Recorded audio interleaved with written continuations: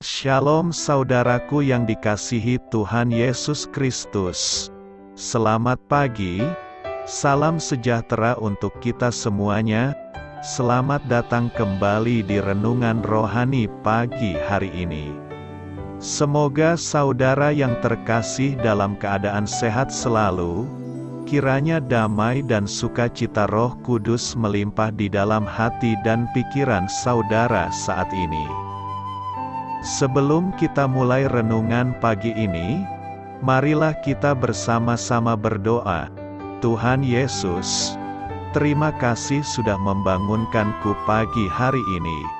Terima kasih atas penyertaan dan perlindungan Tuhan. Semua karena karunia Tuhan aku dapat bangun dengan pagi hari ini. Aku menyerahkan seluruh aktivitasku hari ini ke dalam kuasa tangan Tuhan. Jauhkanku dari yang jahat, ya Tuhan. Tuhan Yesus, tolong lindungi dan berkati aktivitasku hari ini. Tolong berkati juga keluarga dan teman-temanku, Bapa Surgawi, oleh karya Roh Kudus. Tolonglah aku untuk menjauhi segala sesuatu yang melukai hati-Mu. Ampunilah segala dosa kami, ya Tuhan. Dalam nama Tuhan Yesus, aku sudah berdoa. Amin. Sahabat saudara rohani, pembacaan ayat emas Alkitab renungan kita hari ini terambil dari Roma 12 ayat 9 sampai dengan ayat 18.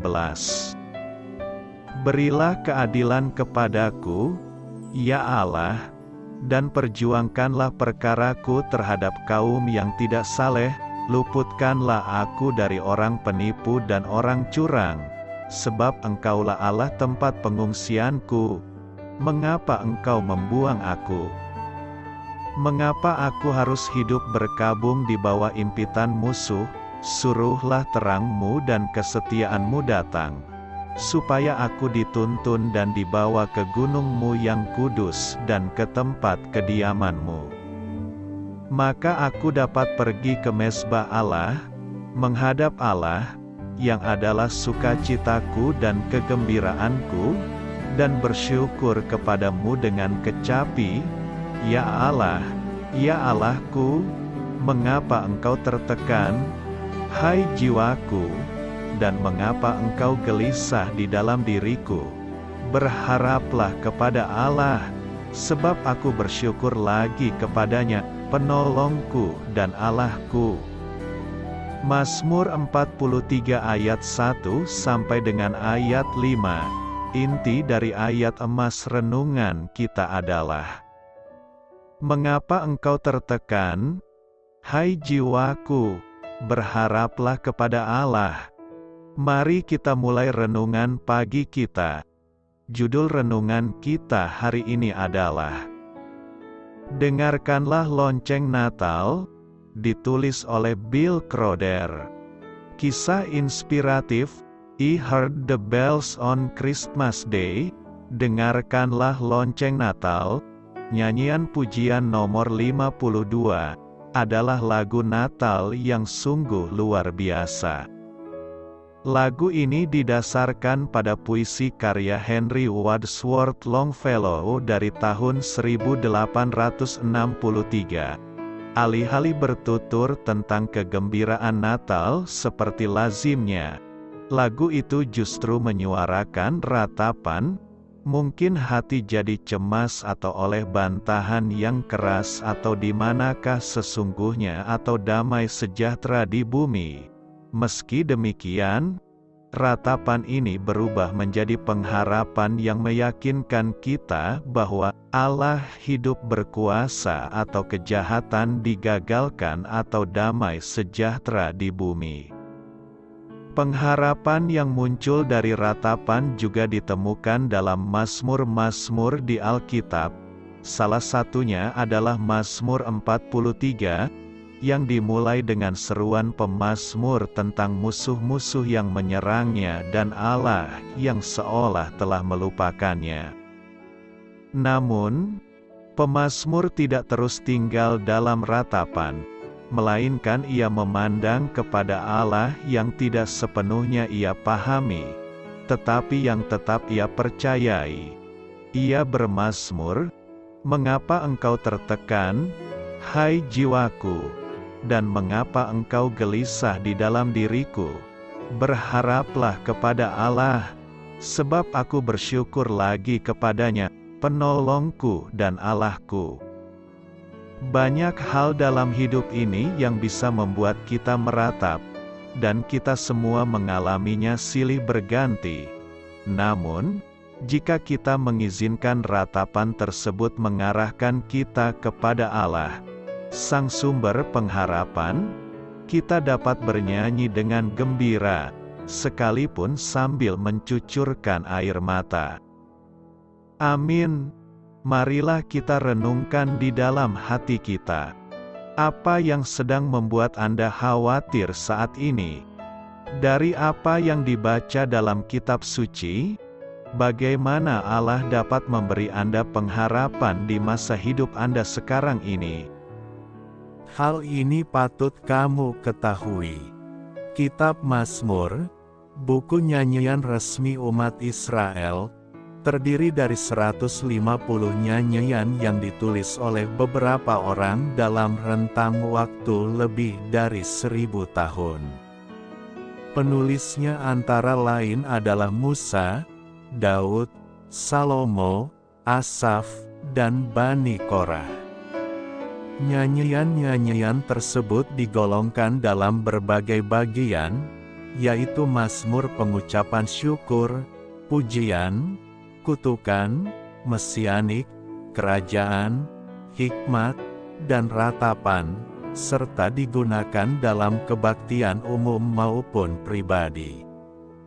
Mazmur 43 tergolong dalam mazmur ratapan. Nyanyian-nyanyian seperti itu mengutarakan seruan kepada Allah untuk meminta penyelamatan dan pertolongan di masa-masa penderitaan, keputusasaan, kekecewaan, kesukaran, dan penelantaran. Di dalam banyak manuskrip Ibrani, Mazmur 42 dan 43 digabungkan sebagai satu lagu. Dalam rangkaian mazmur yang ditulis oleh Bani Korah, Mazmur 42 sampai 49, Mazmur 43 adalah satu-satunya mazmur tanpa judul, sehingga diduga sebagai bagian dari Mazmur 42. Bagian refrein, "Mengapa engkau tertekan, hai jiwaku, dan mengapa engkau gelisah di dalam diriku? Mengapa engkau tertekan, hai jiwaku, dan mengapa engkau gelisah di dalam diriku? Berharaplah kepada Allah, sebab aku bersyukur lagi kepadanya, penolongku dan Allahku." Mazmur 43 ayat 5. Hari-hari ini banyak orang Kristen kehilangan sukacita dalam menjalani hidup karena berbagai tekanan persoalan, masalah, pergumulan dalam keuangan, keluarga, pekerjaan, bisnis, usaha, sehingga membuat kepala pening, stres dan tidak tenang dalam hidupnya. Beban persoalan yang makin berat, pikiran yang makin ruwet, berikutnya jiwanya terganggu. Dalam jiwa ada tekanan dan beban yang membuat jiwanya menjadi tertekan dan tidak ada sukacita. Dalam konteks ayat di atas, Daud juga sedang dilanda badai kehidupan yang sangat menyesakkan jiwanya oleh karena perbuatan dan tindakan-tindakan orang yang tidak adil, tidak saleh, para penipu dan musuh-musuhnya yang terus mengejar dirinya. Hal ini membuat jiwanya makin tertekan.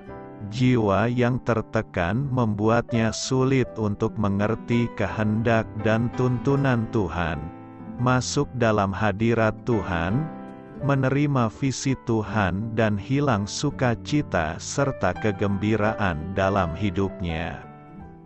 Oleh sebab itu, apa yang harus dilakukan ketika jiwa tertekan oleh berbagai persoalan?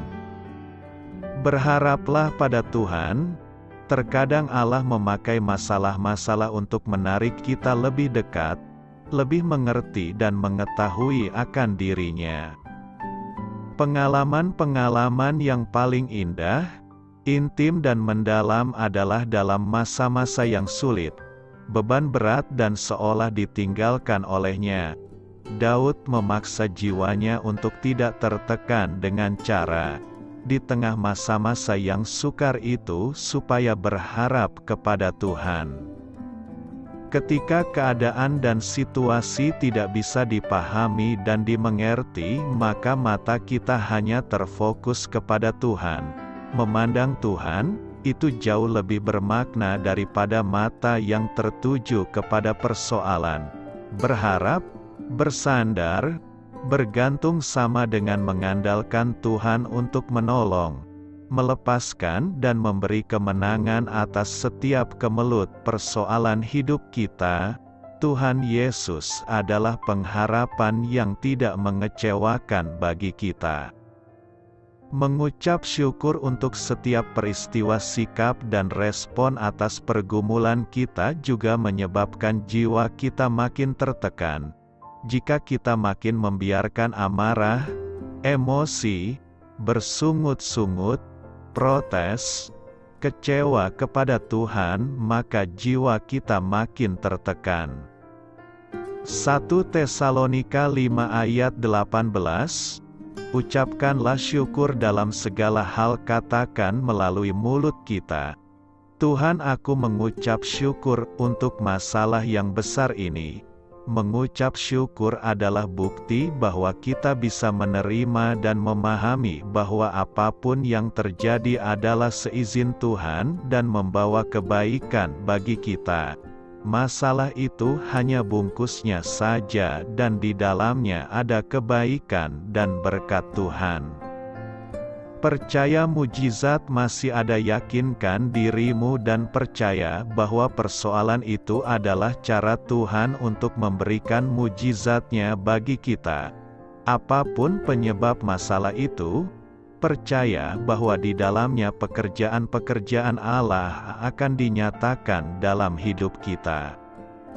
Abraham sekalipun tidak ada dasar untuk berharap, namun kepercayaannya tidak menjadi lemah, dan tetap percaya Allah sanggup melakukan mujizat atas dirinya. Roma 4 ayat 18-19. Penuhi hati kita dengan kepercayaan akan janji firman Tuhan yang merupakan kepastian jawaban dan dasar kebenaran bahwa Tuhan sanggup menolong dan melakukan mujizat bagi kita. Mujizat masih ada. Buat apa jiwa kita tertekan? Percaya saja pada firman-Nya, maka Tuhan Yesus akan melakukan perkara ajaib di tengah persoalan kita. Doa saya menyertai saudara sekalian. Selamat berkarya untuk Tuhan. Amin.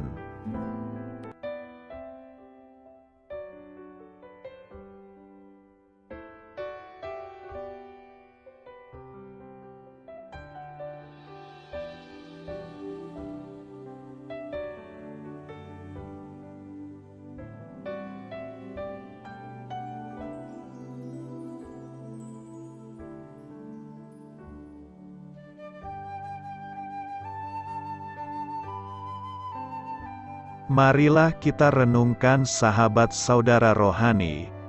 Demikianlah renungan firman Tuhan pagi hari ini. Semoga menjadi berkat dalam hidup kita. Dan sebelum kita memulai segala aktivitas kita pagi hari ini, marilah kita berdoa. Selamat pagi Bapa, malam hari telah berganti pagi. Kehidupan baru telah Engkau berikan kembali bagi kami. Bapa Surgawi, tolonglah aku menyadari kebutuhan orang lain, supaya aku dapat membagikan apa yang telah Engkau berikan kepadaku. Pada saat aku membutuhkan, Berilah aku keyakinan bahwa Engkau akan mencukupkanku, melalui orang-orang yang mengasihi-Mu, bukan karena kami pantas atau layak, namun karena kasih karunia-Mu kami boleh ada, sebagaimana kami ada di pagi hari ini. Terima kasih Tuhan, atas kesempatan baru yang telah Tuhan berikan kepada kami, untuk bisa memperbaiki diri agar kami bisa lebih layak di hadapan-Mu. Hari ini kami serahkan semua perkara dan kesulitan yang akan kami lalui ke dalam tangan-Mu. Biarkanlah kami bisa memuliakan-Mu dalam segala aktivitas yang akan kami lakukan. Amin. Biarlah firman Tuhan menjadi pengingat untuk kita semua, bahwa tuntunan dari Roh Kudus akan selalu memberi jalan keluar bagi setiap permasalahan hidup kita, dan memberi kedamaian di hati kita.